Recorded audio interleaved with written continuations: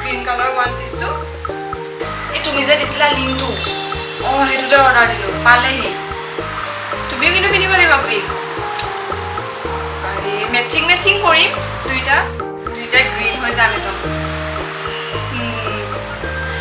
ৰ'বা কেকনটো গৈ লওক যামতো তুমিও পিক আপ কৰিব আহিবা হা নাই কেকনটো গৈ লওক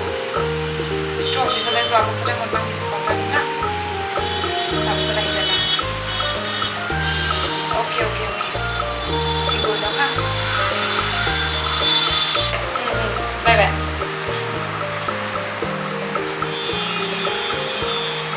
কোন আছিল কোন